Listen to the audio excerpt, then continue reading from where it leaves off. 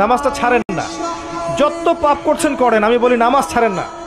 ইনশাল্লাহ একদিন নামাজই আপনাকে পাপ থেকে বের করে আনবে ইনশাআল্লাহ।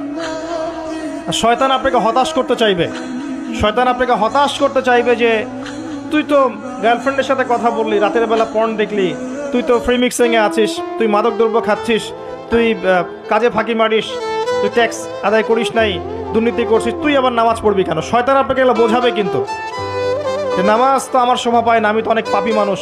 এই ধোকায় পা দিবেন না। আপনি নামাজ কন্টিনিউ করতে থাকেন, ইনশাল্লাহ আল্লাহ পাক আপনাকে পাপ থেকে বের করে আনবেন ইনশাল্লাহ।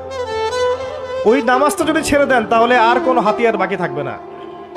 আর আপনি যত পাপ করেন না কেন মায়ুস হবেন না, মন ছোট করবেন না।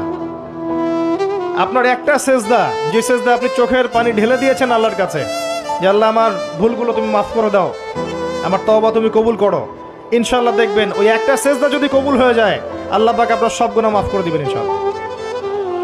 হতাশ হবেন না। শয়তান হতাশ করতে চাইবে মানুষকে, শয়তান মানুষকে হতাশ করতে চাইবে। এমনকি আপনার যদি পাহাড়ের পরিমাণ ঋণ থাকে, ওই ঋণ শোধ করার ব্যবস্থা আল্লাহ পাক করে দিবেন ইনশাআল্লাহ তাআলা। হতাশ হবেন না, নামাজ ছাড়েন না। আর আমি একটা কথা বারবার বলেছি, আবারও বলছি যে চলমান যে 3G 4G নামাজগুলো চলছে এগুলো থেকে নিজেকে দূরে রাখুন। সব এখন ডিজিটাল, নামাজও ডিজিটাল। দেখা যায় যে 5 মিনিটের মধ্যে 4 রাকাত নামাজ শেষ মাশাআল্লাহ। ইমাম সাহেব যদি 10 মিনিট পড়ায় দেয় তাহলে তো তার চাকরি নট। বোঝেন না এত তারা, আমার সময় নাই, আমরা ব্যস্ত মানুষ, এত সময় লাগে নামাজ পড়তে? ইমাম সাহেবকে বলছে,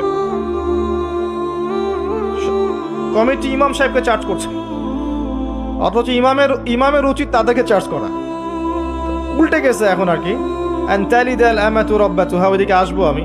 দাসী তার মনিবকে জন্ম দিবে, মানে সমাজের ন্যায় অন্যায় ভালো মন্দ হক বাতিলের মানদণ্ড উল্টে যাবে। দাসী কখনো মনিবকে জন্ম দেয়? মানদণ্ড উল্টে যাবে। আসেন রিল্যাক্সে নামাজ পড়বেন ইনশাআল্লাহ, আল্লাহ পাক তৌফিক দান করুন।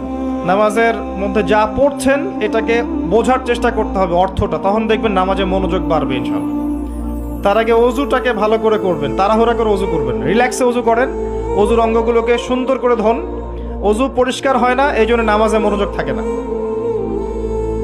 আর একটা বদ অভ্যাস আমারও আছে, আপনাদের সবারও আছে আমি জানি, অজুতে আমরা যে পরিমাণ পানি খরচ করি এই পরিমাণ পানি দিয়ে নবী সাল্লাল্লাহু আলাইহি ওয়াসাল্লাম গোসল করতেন।